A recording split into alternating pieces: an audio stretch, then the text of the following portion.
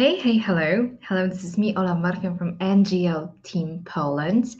And this is the very first webinar that I am re-recording for you in English because you've been asking for it, you've been wanting it, you've been begging us to give you something that either native speakers or English speaking teachers could use. And here we are. I am re-recording this very first webinar for you. And this is our new cycle that is designed for teachers, that is supposed to power up your teaching skills with NGL with us. And today the main topic is on how to explain or what is the power of a good instruction. And first of all, please bear with my language, with some of my mishaps that probably will happen.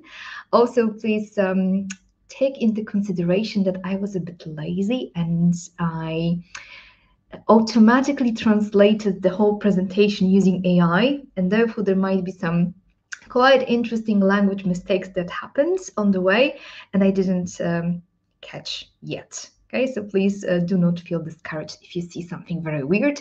I'll try to explain everything the best I can.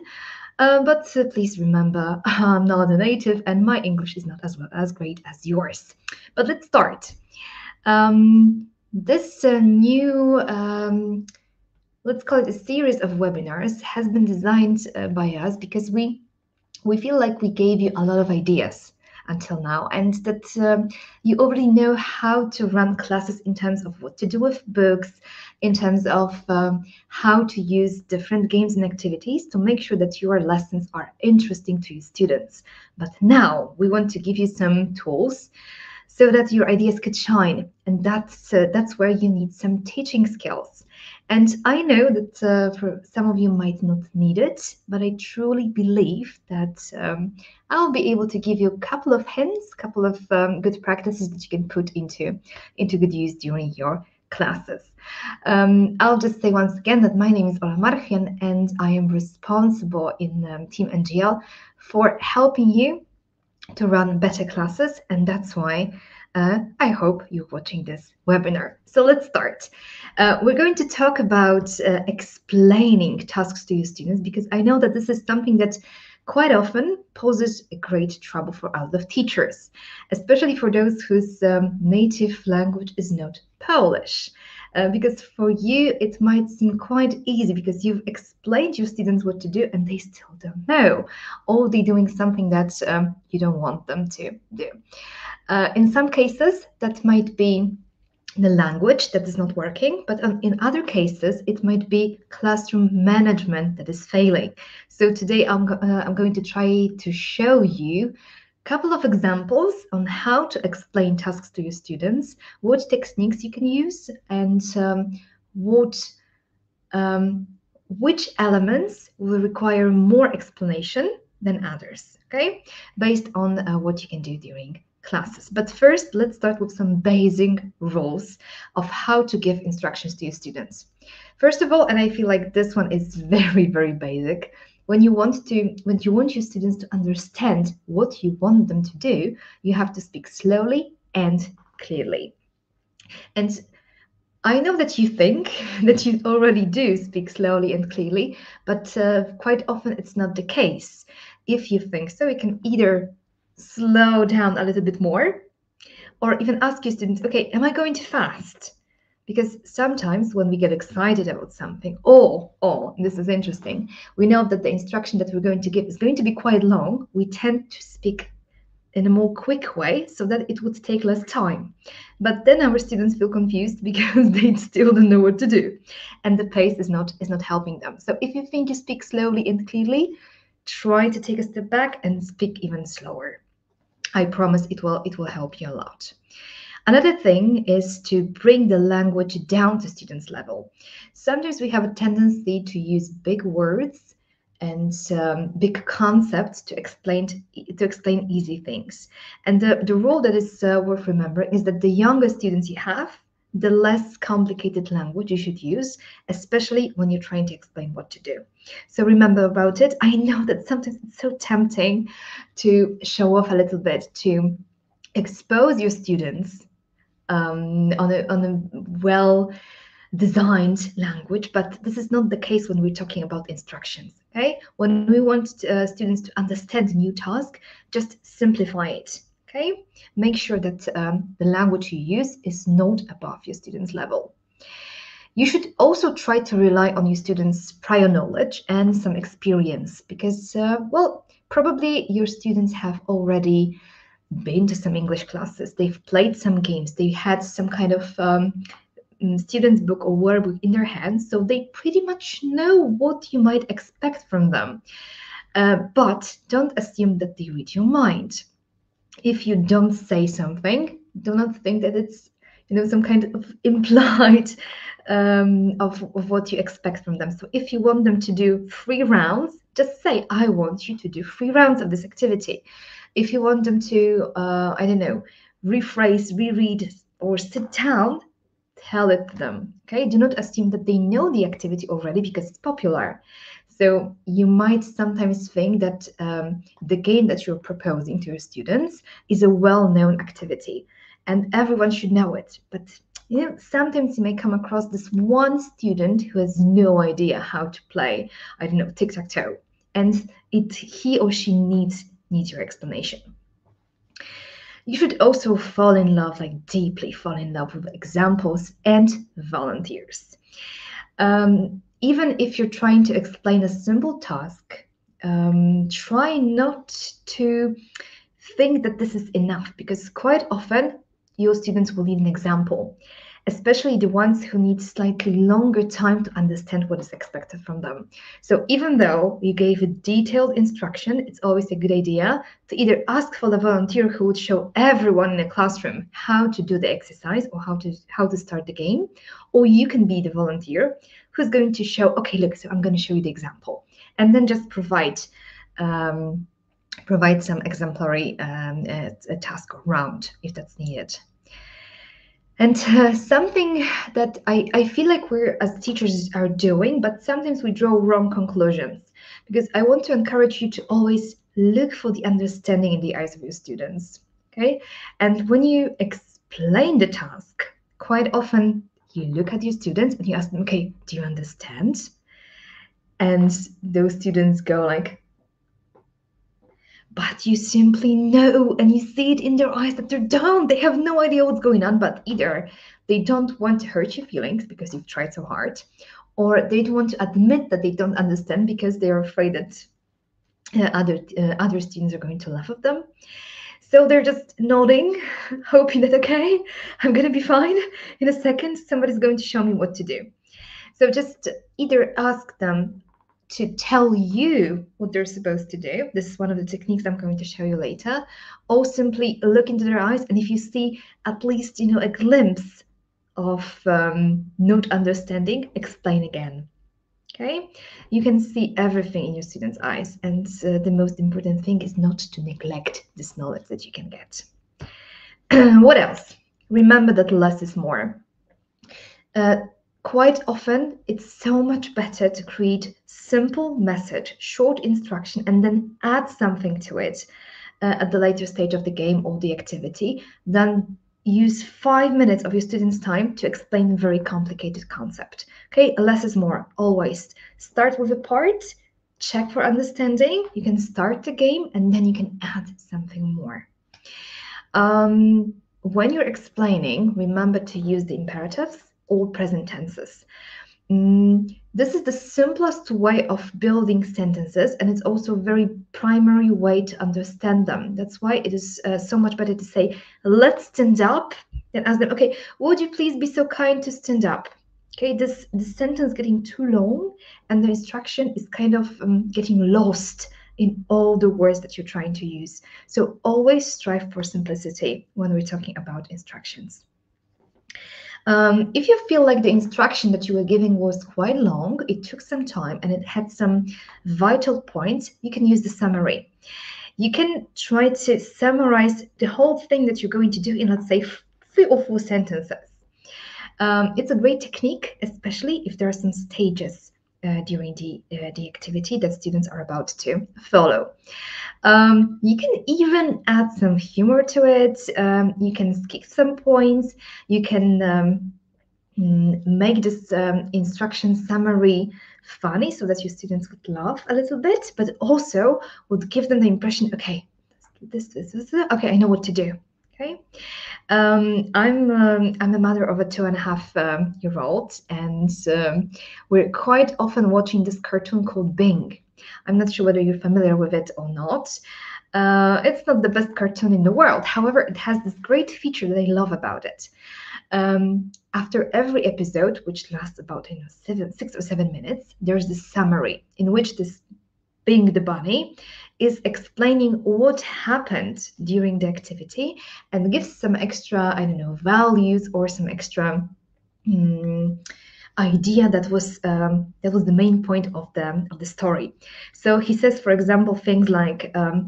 Hi guys, today I wanted to make a milkshake, but I didn't have bananas, so we went to the shop, but then it turned out that we didn't have money, and therefore we didn't do the milkshake, but it was still great. Yeah, like they condensed 7-minute story into 30-second summary. And I'm not encouraging you to build 7-minute explanations, but I'm encouraging you to think about your summaries. Sometimes you can take out the most important things and put it into one context. Another important thing is developing gestures and cueing that will support understanding of the tasks. And this is especially important if you're teaching young learners or even very young learners, because this is still an age group that does not understand everything that you say. So it is important to help them a little bit by using same gestures for same activities. And here I have some ideas of language, classroom language and cueing that will help you not only with instructions, but in the classroom management in general. So for example, when I'm running my classes and I'm asking my students to sit down, I always do this. Okay, so guys, let's sit down. So I'm showing them with my whole body what I want them to do. We're getting up. We are, okay, so let's write. And I'm showing the activity. Let's read. Let's sit at the table. Okay, let's stand up and clap our hands. So I'm using the same gesture every time to kind of convey the meaning of what I'm saying. So even they get confused about writing and reading, and you know they often do, they still get the gesture that help them understand what's going to happen now. You can also use this classroom language that very often is attached to different courses, also to ours. Like 1, 2, 3, look at me. Yeah, but look at me. Here's my gesture. I say sit, you sit down. And you also add some gestures, and you can do this this chanting like I sit, you say down, sit down.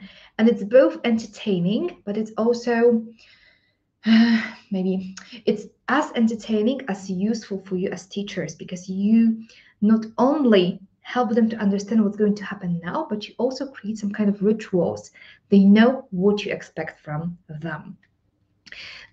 You can have them for everything, for opening the books, for grab something from the shelf, sit down, line up in front of the classroom. Whatever you need, just add a gesture, and it will help you so much in your teaching experience.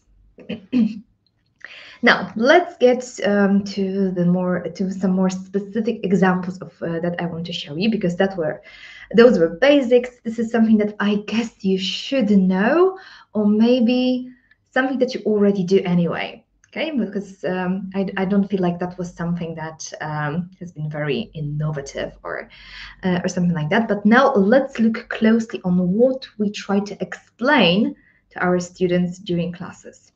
We're having tasks and movement games. Sometimes movement games with gadgets that can be a bit tricky. We also try to explain to our students communication activities in groups or in pairs, and tasks that our students can find in textbooks or in exercises, in the workbooks.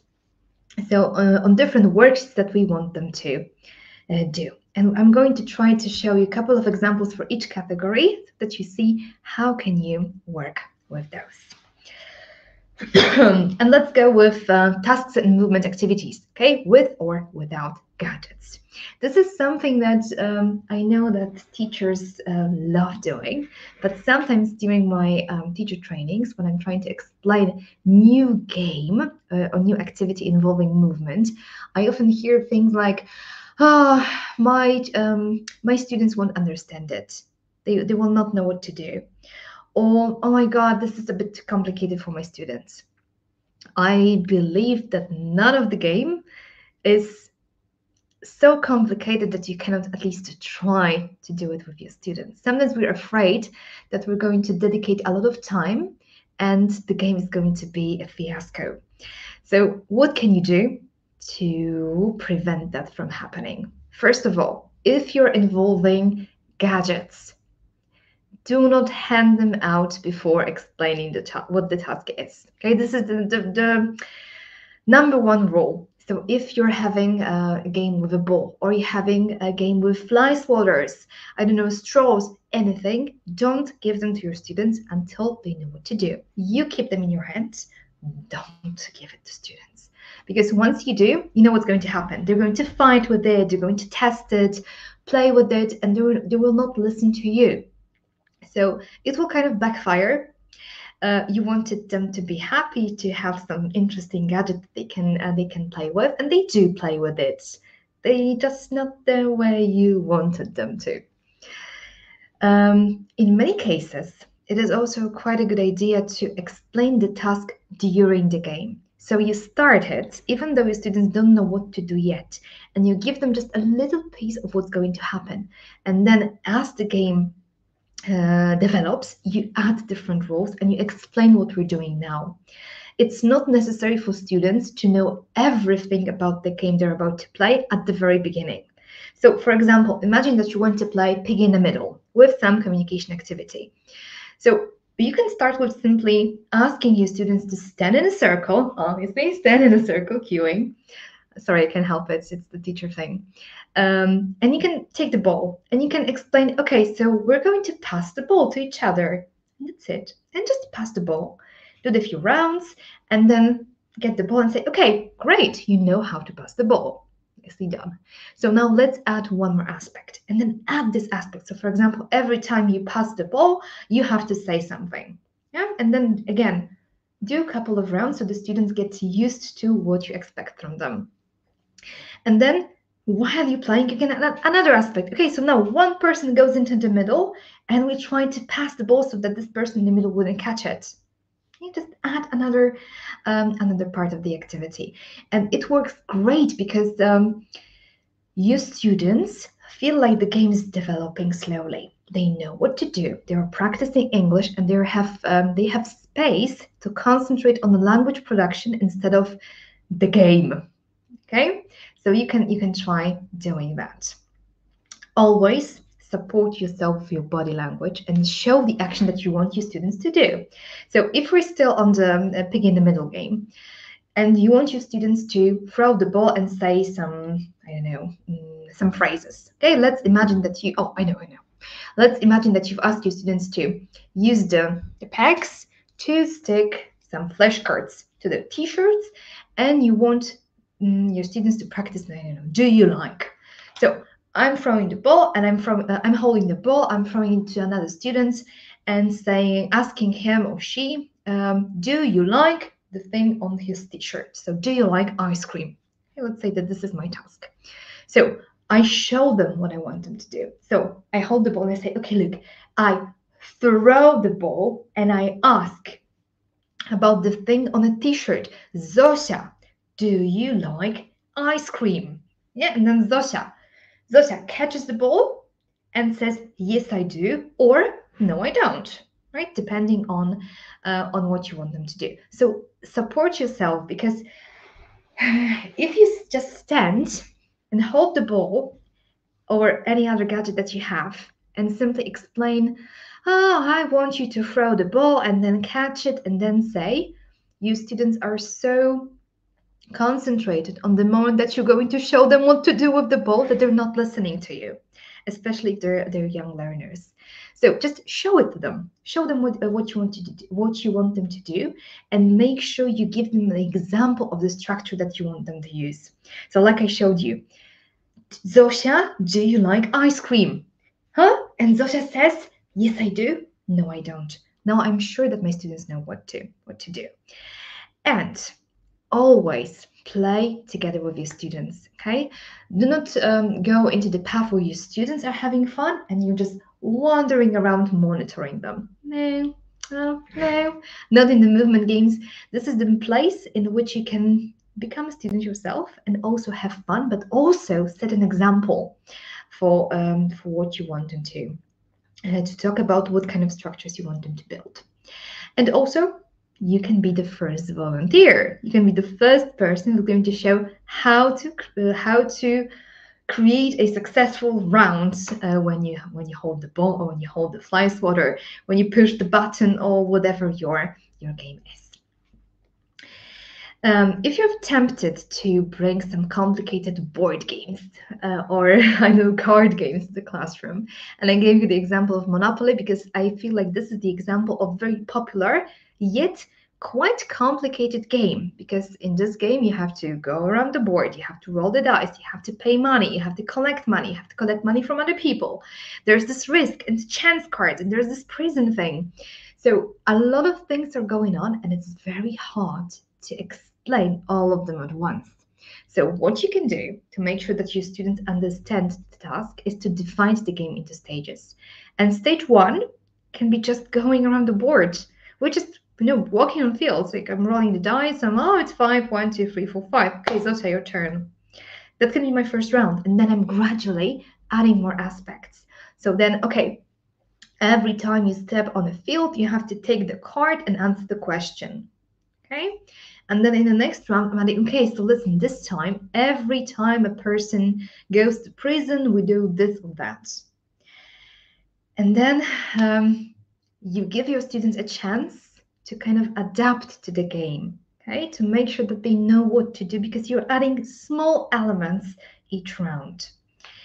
And it is quite worth thinking about the line. I mean, who's going to play after whom? Because we already established that you should be the first one to go, but maybe, just maybe, you're able to place this one intelligent student next to you. So now, you start and you know how to play the game. Then you have the smart Małgosia, who also knows what to do because she usually does. And then after the smart Małgosia is this another smart, let's say, Krzysiu, who also generally knows what's going to happen and what to do, because you can see in their eyes that they know.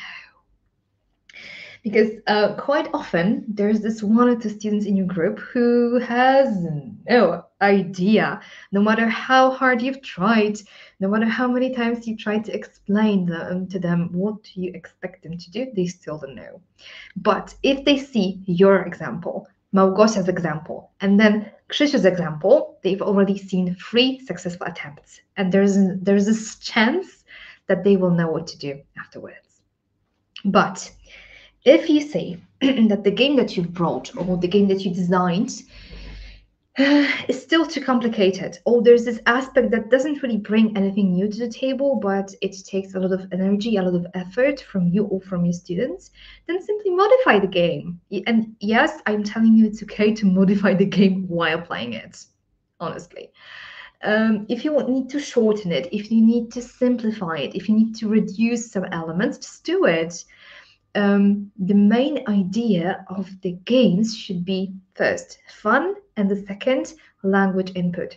So if you see that there's something that is not fun and doesn't bring language input, that means that this is something you can get rid of, and just do it. From time to time, you might be tempted to bring some exciting gadget to your classroom environment. Yes, I know, I'm doing that too. I just love the look in my students' eyes when they see some balloons or, I know, straws or any other things. But the drawback is that once they see this exciting gadget, they might not be listening to you. So before you show them the gadget, practice the vocabulary or structure that you want them to use later on in the game. Not after you show them, oh, look, I've got, I don't know, balloons for you, UV markers, I know, flashlights, whatever you brought, before you show it to them. So before they get excited, practice the vocabulary. Like here in the picture, you can see a quite easy game in which I'm asking my students to blow the straw and push those balls of paper into the right flashcard. This is quite exciting because you can put some in your mouth. But before I even show them what we're going to do, I'm taking the flashcards and we're going through them one more time. Together with the structure I want them to practice. And then I'm showing them what the task is. And I'm not showing them that I have straws for all of them. I'm showing them only mine. And I present what we're doing. So for example, I'm showing them that the task is to blow the colorful ball into one of the flashcards and make a sentence about it. So I'm presenting it and then I'm saying, okay, let's line up. And I'm giving the gadget, handing it to this one student whose turn it is now. Not to everyone, but to the one whose turn it is now. And after we're done playing the whole game, so after, I don't know, 2-3 rounds, no matter how many we want to have, I'm taking the gadgets away immediately and putting them in a place that is not accessible for my students. So either in a closed drawer or, I don't know, in some kind of box. I'm not allowing my students to take it home, even if it's disposable. So, for example, in this activity with straws, my students might be asking, okay, can I take this home? And a few years ago, I would say, yeah, sure, why not? Now I say no way. Because you know what's going to happen. It's not, your student is not going to place it in their bag. They're just going to play with it for the whole lesson. So no, just throw them away if you don't need them and they're disposable. So remember, exciting gadgets. First, practice vocabulary and structure, then hand in the gadget to this one person whose turn it is. If you're bringing ball or balloon games, this is also quite tricky because we've actually been talking about it. You again have to deal with the excitement of the balloon or the game because they feel like this is something that their body is going to love. So again, introduce or repeat the vocabulary or structure before you tell them what the activity is. Explain the task as you go, okay, as you play, like I showed you with the pig in the middle. And then when you explain, show the movements, use your body language to make sure that they understand. And if they don't understand, they see what they're about to do. And start with simple examples. Increase the difficulty as we go. You might have seen this attitude a couple of times, right? Because it's quite common for students in Polish, especially the ones who are learning with native speakers or teachers who use English only, to say, but I don't understand, teacher. Yeah, even though you explained it to me hundreds of times, I still don't understand. Well, this attitude stems from different things. One of them being just slightly lazy, because I don't want to understand, so I'm going to tell you that I don't understand. Other reason might be that your instruction was not simple enough, or maybe not on the spot, or maybe it was too difficult, or your instruction lacked presentation. That might also be the case, or your students are simply used to having instruction given in Polish, which is very typical for a Polish school. That even though they have English books, English students' books, the tasks are explained in Polish. That's why this might be confusing, especially if they're just starting working with you. Don't feel discouraged. Just remember all the tips that I gave you a second ago. Try, rephrase, ask, okay, what is the part that you don't understand? Or simply say, okay, don't worry about it now. Let's just play. And if there's anything I can explain you on the way, I will. Okay? Just do not ignore it, because this is not the best option to simply ignore it, but see what the real problem is. I'm sure it's going to be shown later. So let's move on to the second stage, a second type of activities that we are quite often explaining. And this is a challenge if you want to explain communication activity that is supposed to be held in groups or in pairs, because quite often they're pretty complicated and they have many different steps and they might not be explained well in the student's book. So first, couple of general remarks. If it's possible for you, you can write the instruction or the language that your students will have to use on the board. Don't be afraid of that. Even though it is written in the book, you can rewrite it on the board so that whenever your students raise their eyes, they can see what you want them to do. So if you want them to practice a dialogue, write this dialogue on the board or write the beginnings of dialogue on the board. If your activity has some stages of what you want your students to do, just write those stages on the board so that they wouldn't have to memorize it. They can just refer to the board whenever needed. It's a good idea to personalize examples and explain the dynamics or different variations of the activities, because I would avoid explaining activities using student A and student B. Just give them names. Let's create a random couple of the pair of Zosia and Krzysiu and tell them, okay, so first Zosia says this and then Krzysiu says this. Can you see that? It's so much easier than student A and student B, so much more personalized, so much easier to be understood because it's the different context. And if you want your students to keep some kind of dynamics, so for example, you want them to work in pairs and to ask each other questions so that Zosia asks the person to Kasia, Kasia answers, and then Kasia asks the question to Zosia, and then Zosia answers.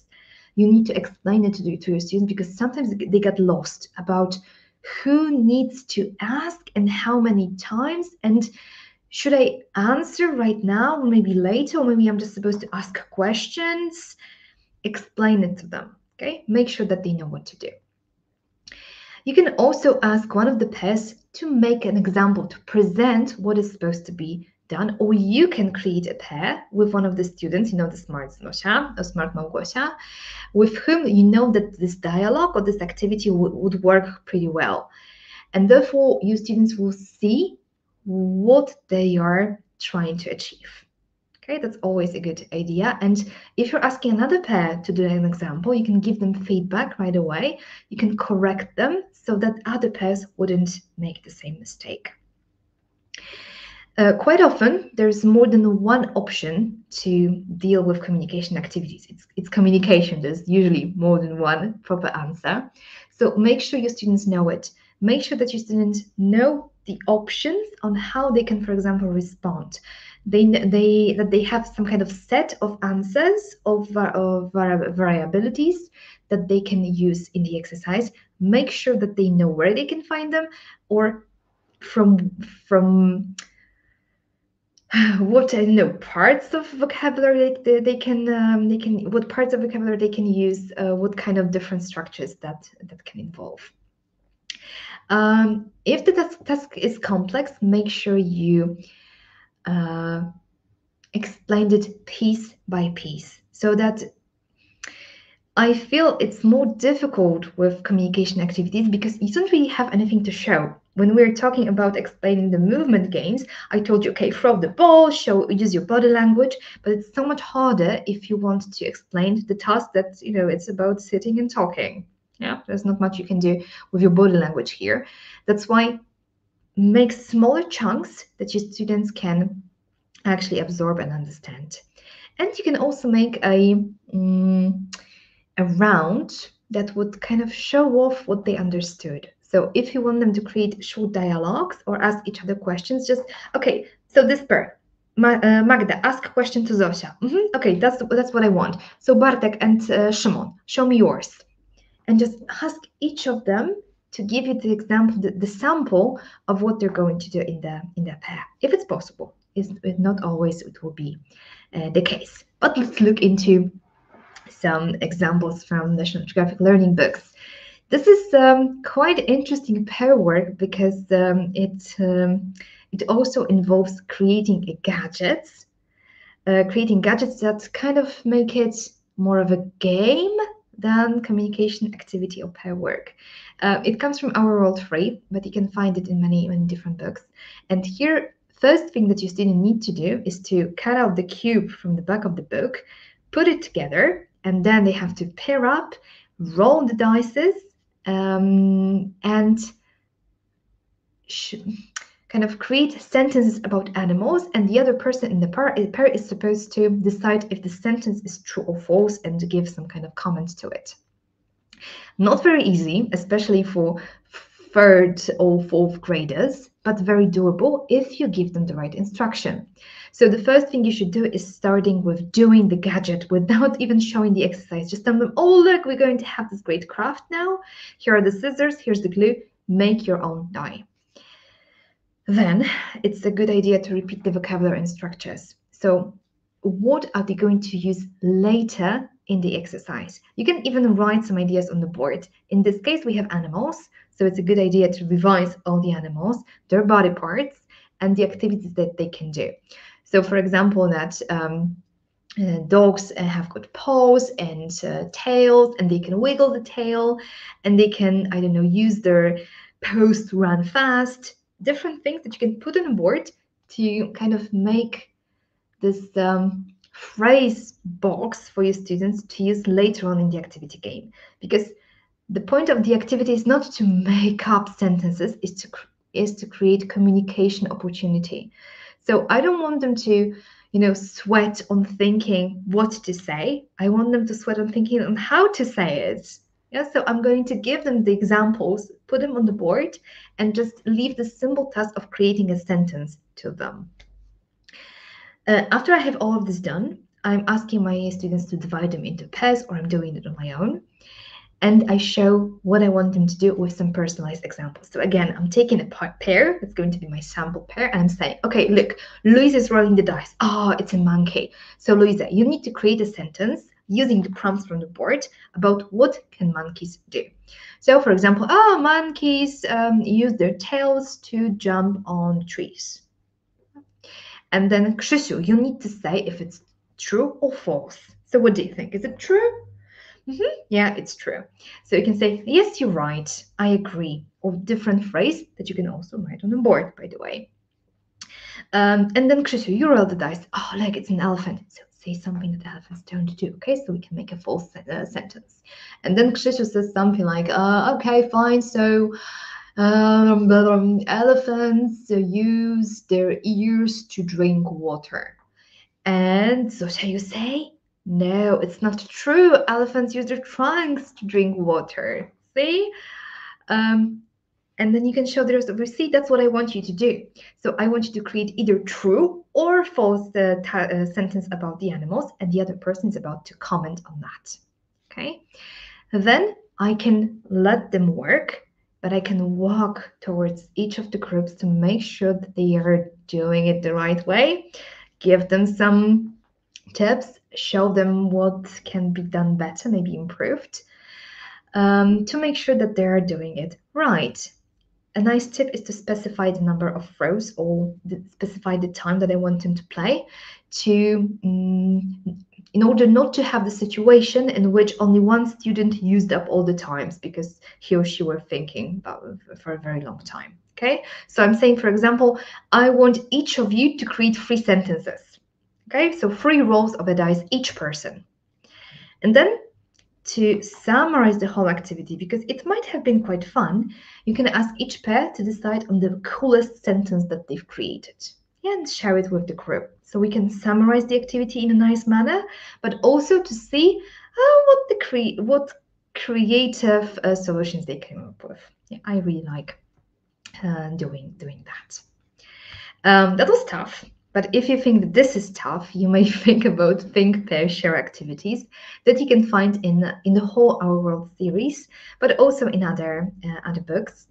In Our World, it is in the section of value, in which you get this huge poster. In this case, eat good food and think about what you eat. Then you have those 2 questions that the authors of the book want you to kind of process in a think, pair, share activity. And I've seen lots of teachers omitting this section because they're quite afraid of doing this think, pair, share because it is complicated. I know it is complicated, not that simple to explain and to run it without a good explanation. So what we're doing is first we're providing space for notes, and you can give them just a piece of paper, a simple piece of paper that you're going to divide into three parts so that they know that they are supposed to write something. And then divide it into stages.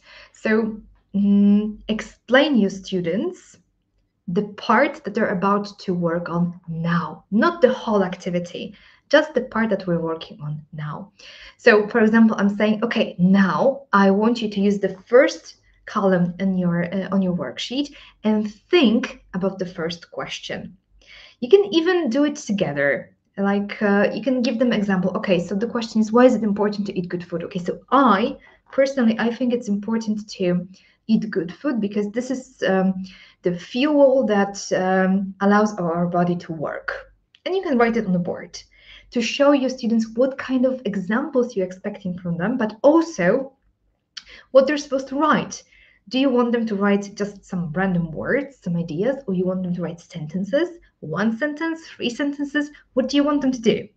This might not be as intuitive as you think.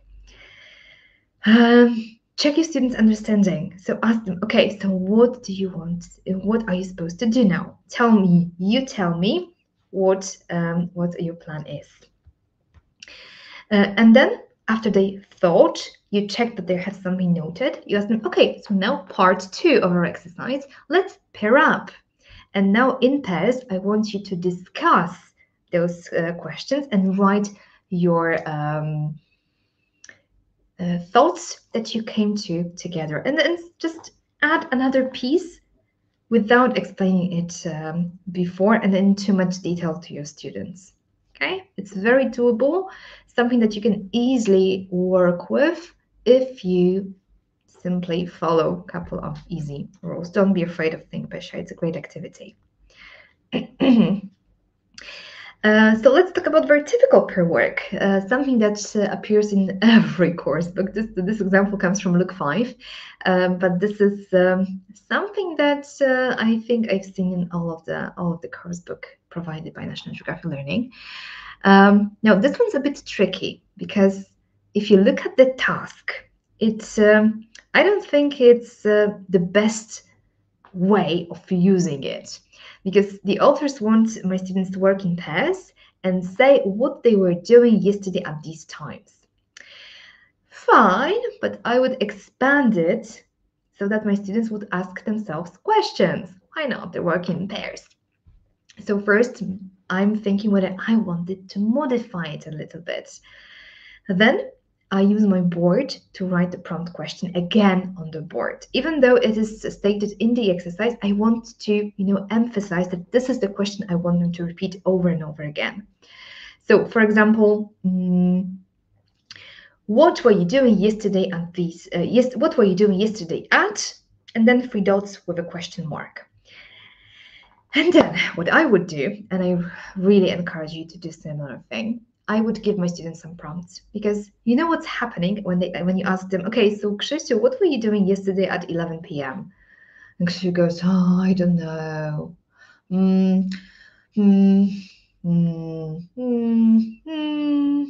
Reading a book?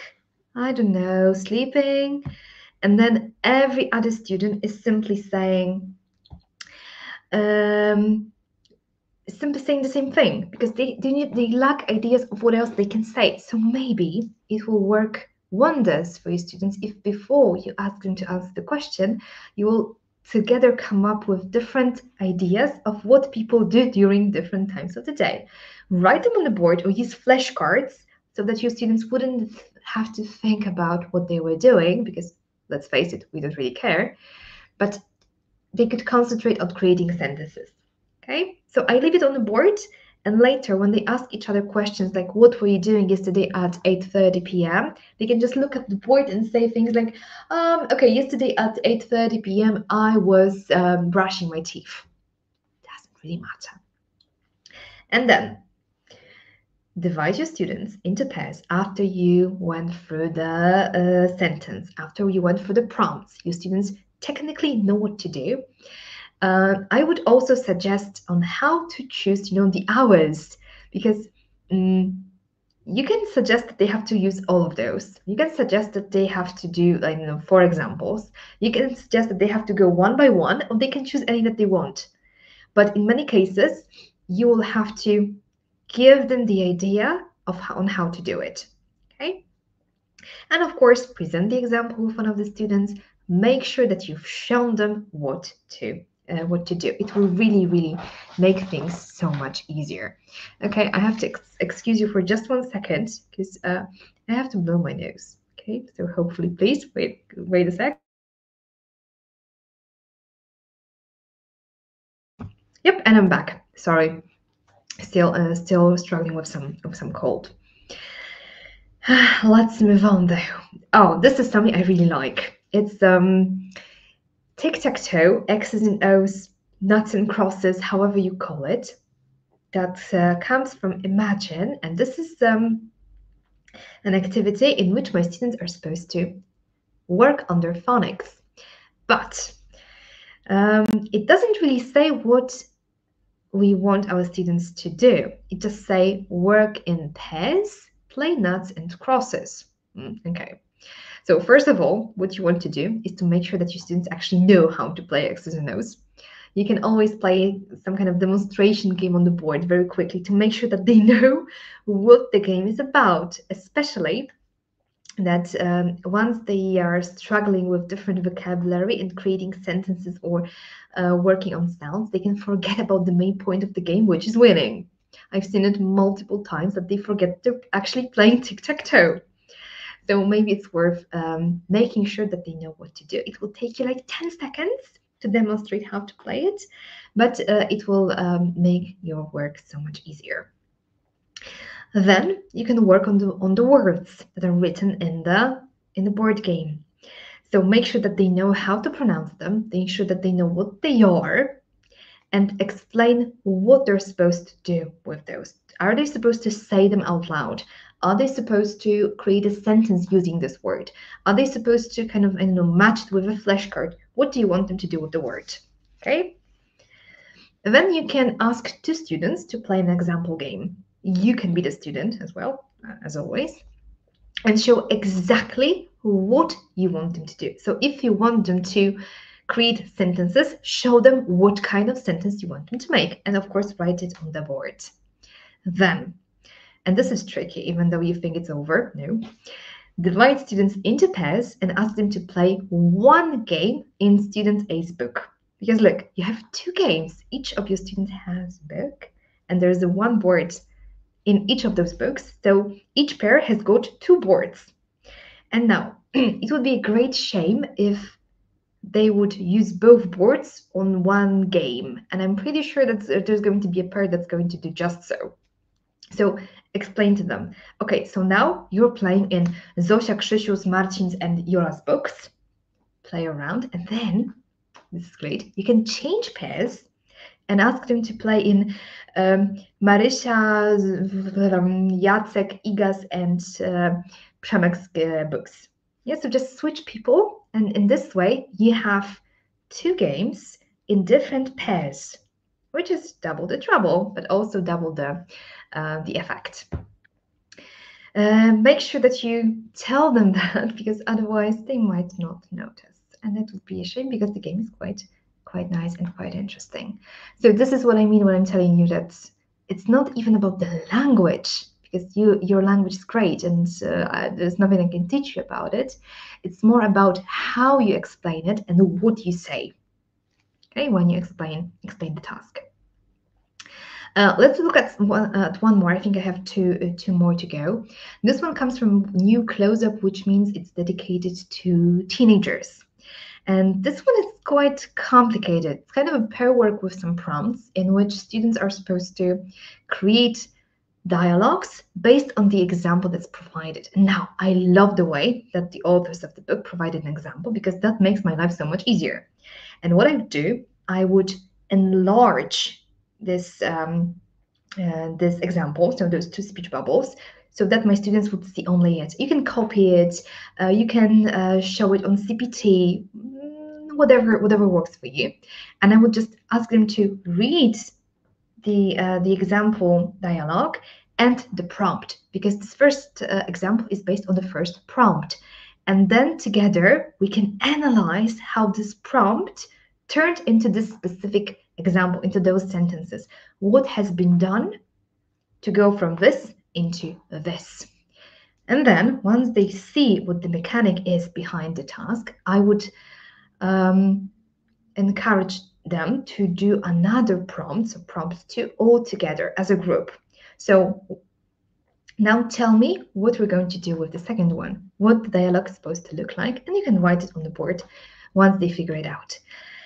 And then after we've done those two things, so I asked my students to analyze the example, create their own all together in a group. Now I'm dividing them into pairs and ask them to work on the remaining 4 examples together in pairs, because now they know what to do.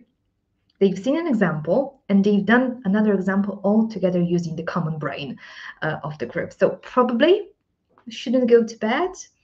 You can explain that, of course, they should take turns, that in the example 3, this person is asking the question, this one's answering, and then you switch, so that you make sure that they distribute the work evenly among them. And then simply allow them to work. If you want to, you can ask each pair to play one of the prompts later on in the forum, so that you can see if you've done it in the same way. This should work. I know it takes some time and some effort, but I promise it's worth it, because you will get better done exercise with more language input. They will not waste time on making silly mistakes or on trials and errors. It will simply not happen, because they will know what to do. And of course, they will do 2 examples less, but come on, it will not really make such a huge difference. There are also first communication activities in Look and See. This is our series for preschoolers, and this is also a book in which you can find the first attempts of students working in pairs, even though they're 4 or 5. What do we have to do? This is an interesting activity in which students are supposed to follow the line and say what things they're putting on them. Very nice activity, very sensory one, because you have to use the fingers to trace the line.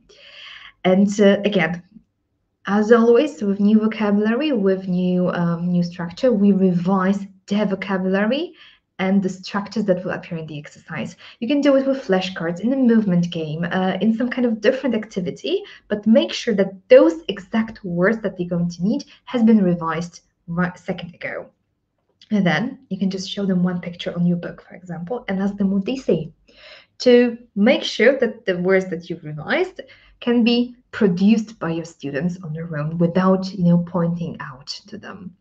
Then you can divide students into pairs and assign the role of the boy or the girl. You see, because this exercise involves boys and the girls, and sit them in a circle. And you can ask them to sit in a circle, just close to each other, in pairs, but in a circle, so that you can work with everyone at the same time.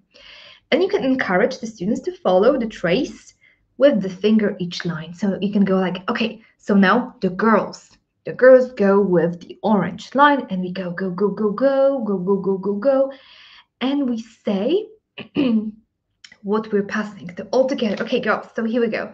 We take the jacket, and then we take the socks, and then we take, I have no idea what that is. I think it's a scarf. And we move like that for the whole path. And then the boys, same story. You can do it again, but without your help. So now they have to do it on your own. Of course, help them to say everything out loud.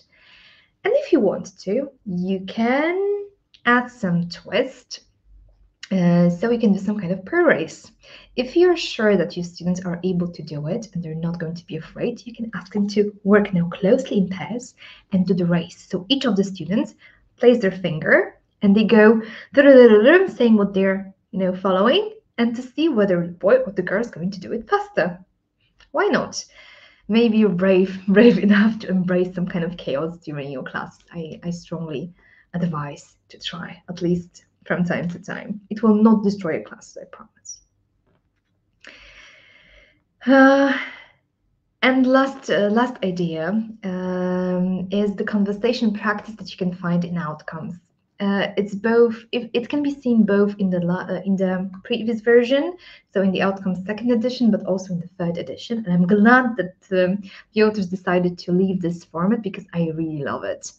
As you can see, you have this kind of tree that show your students how to run a dialogue. And it's pretty great, but you may encounter some troubles if your students are not accustomed to this kind of activities. It is not very easy because it is also a multi-layered activity. First, your students need to think about some activities a visitor might do in your town or area, and then have a conversation about it. And in the conversation, one student is a host and the other one is visitor. But again, there are a lot of things that need to happen at the same time. So they have to brainstorm things and then talk about it. That can be a challenge for many students. So I start with doing the brainstorm session together before we even divide into pairs. So we're figuring out, okay, so we're living in Poznań. What can we do in Poznań? Okay, and then you write the ideas on the board. Oh, you can go to Palmiarnia, you can go to Malta, you can go skiing, you can go shopping, you can do, I don't know, many different things. So now my students know what they can talk about. Then I'm asking my students to look at the diagram and think what each person can say. Because look, the conversation practice tree only says, ask what B wants to do while here. And there's more than one option of asking this question. So you can go through it and together come up with different ideas of what can be said. So for example, A can say, hey B, what are your plans for today? What are the things that you'd like to do today? Give them the ideas of what can be said, because otherwise it might not be as fluent as you would wish it to be. Then you can ask two competent students to act out an example scene. So, if you have those two that you may have an idea of that they will do it well, just ask them to act it out, okay? And support them, help them where needed, point out, the parts in which they should point out the parts to which your students should pay attention to, and then divide the students into pairs and ask them to act out the scenes. Okay, so give them some prompts first before you ask them to make a conversation. It will be so much better and so much more effective. Okay, I'm just going to skip this one and move on straight to the tasks in the textbooks or exercises. Workbooks. Yeah, this is again the lovely translation. I'm sure you've seen a couple of those monsters before. Please do not judge me. Like I said, AI. We've been through a lot of exercises about communication activities. So this time I think I have 2 or 3, no more. And I want to give you a couple of remarks before we move to the specific examples. First of all, bear in mind that reading the task, reading the instruction might not always be the best solution, because sometimes the instruction can be confusing, not specific enough, or too specific, or too long, or too scary, or maybe you simply want to modify the task, okay, because you want to strive for economization and you feel like this task is too long or not complicated enough for your level of students. That also happens. So try not to instruct your students that the book instruction is holy. It's not the Bible. It's just some suggestion, and you can modify the task if you want to. Sometimes you may wish not to do all the examples. Sometimes you may wish to shorten it a little bit or simplify it. And it's okay, as long as it's working for you and your students. Great technique that you can use is the information check. If you feel like you're not 100% sure whether your students know what to do, ask them questions.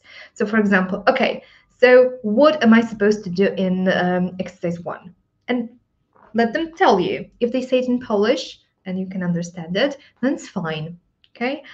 For me, the most important thing is whether they understand what to do. You can also ask them to summarize the instruction to you, maybe in points, if the task is complicated. I love the idea of doing the first 3 examples together. So if you have an exercise with 9 examples of, let's say, grammar drill, you can easily do the first 3 together, okay, to give them an idea of how it's supposed to look like, and then say, okay, so now we know what to do the remaining 6 examples together. We have 5 minutes, then we'll check. Okay, it's really working wonders.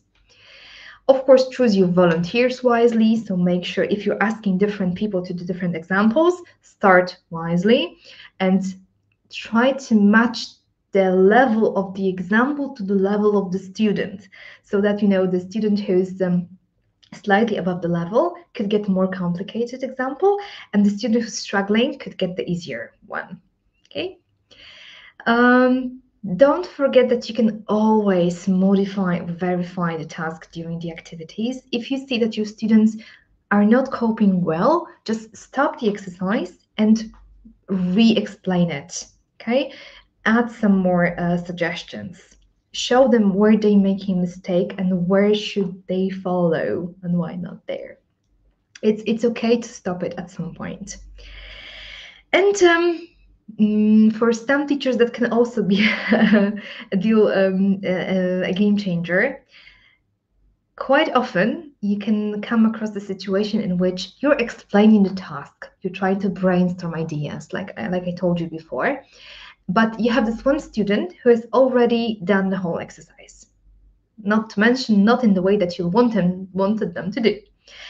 So sometimes it might be a good idea to take this pencil box, and put it aside.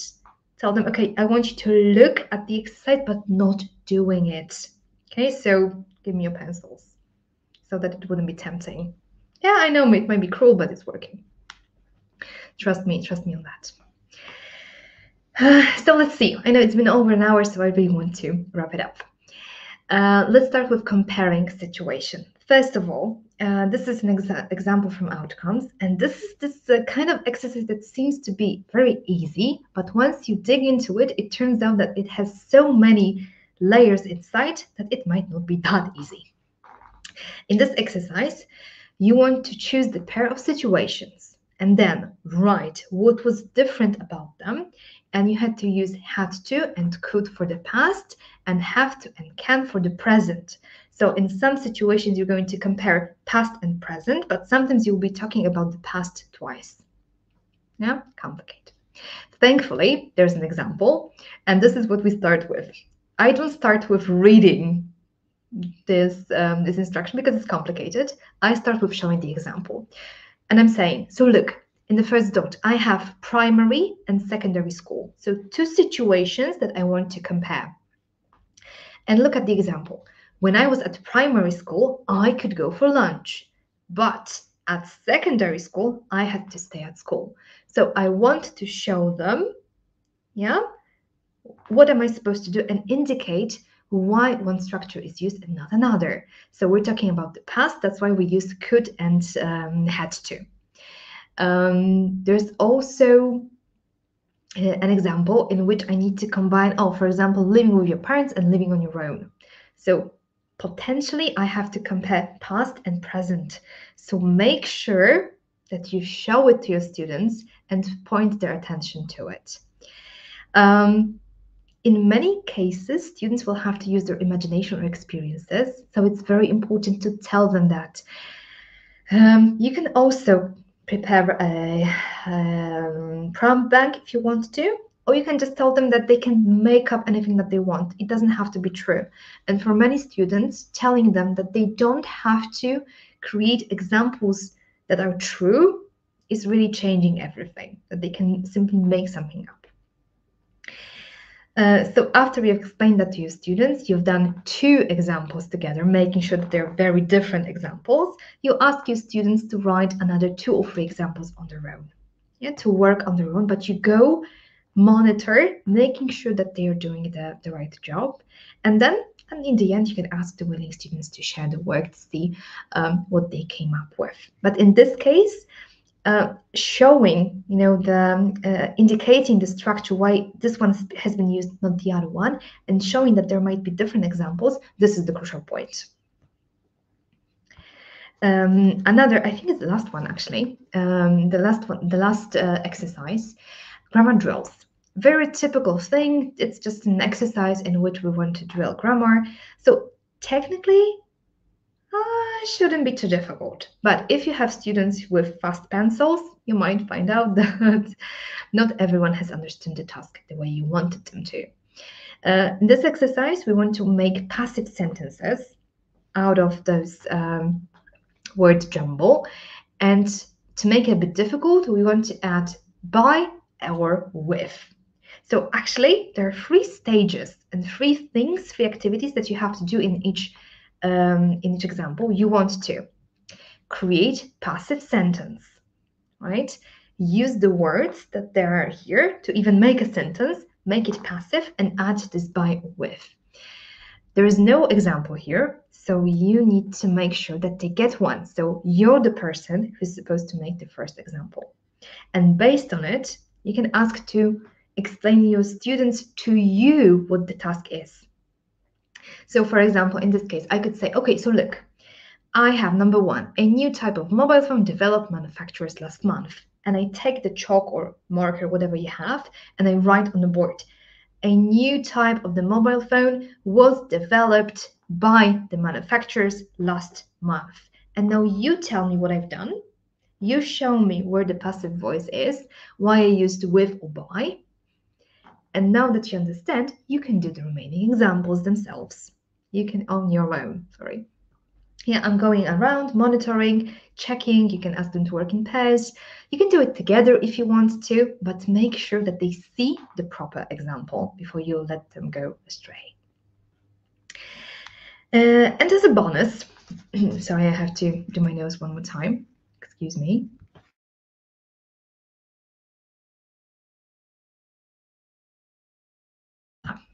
Sorry.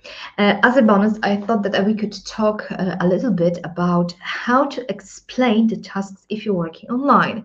The basic principles are the same, but remember about few slight details that might make your work so much easier.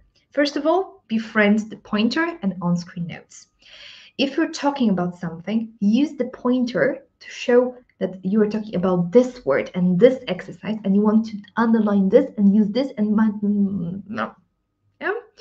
You can take notes on screen, so you can write an example. You can show additional ideas. Yeah, if you're having a brainstorm session, or you've made an example, a couple of examples, make sure you have pasted them into the chat for students, or you have them written down in a notebook that your students can access easily, or you displayed those notes on your screen so that your students would be able to use those different notes that you've already made. They wouldn't have to memorize it.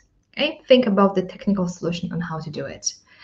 And of course, ask your students to repeat what they are supposed to do more often than you would do with the students in a regular class. Because online kind of creates this space between us, and it might be quite hard for many students to acknowledge that, okay, I don't know what to do. And it's so much easier to pretend that I'm doing something because my teacher cannot actually see that I'm not doing anything. And you don't want that. Yeah, you want your students to work, to be engaged. And once you make sure that they know what to do, they have less possibilities to play truant in your class, I guess, hopefully. If you're using our platform Spark, then you have a lot of great tools that can be quite helpful in explaining tasks, but also working with those. And this is going to be the topic of our next webinar. I'm going to take the platform, show you how you can use the features in the Spark to make your classes spark. So it's not going to be on how to find the different options, it's going to be how to use those options to spark up your classes. So if you'll be willing to join me, I'll be very happy to see you. Same as now, probably I will have the live event in Polish and then I'll record another session for you in English so that you can use it. If you liked the way I did it this time, you can let me know because it's my first time and I'm a bit embarrassed. I'm not sure whether this was something that you were expecting, whether it was useful for you too, being native speakers or teachers who use English only. So let me know. You can do it in the chat or in the comment section. And if you'd like to learn something more, please remember that we're holding the Conference for Language School Proud to Teach, a journey we take together. Unfortunately, the sessions are going to be in Polish, but maybe perhaps you know someone who'd like to attend, or maybe you know Polish well enough to be a part of it anyway. So if you'd like to, please do not hesitate to join us on April the 6th in Unieów. And thank you very much for listening. I know that it wasn't very short, but maybe you've learned something, or maybe you've heard a couple of ideas or a couple of hints that will help you run your classes more smoothly, hopefully. So thank you very much. Thank you for listening, and I'll see you on the next webinar held in English. Bye.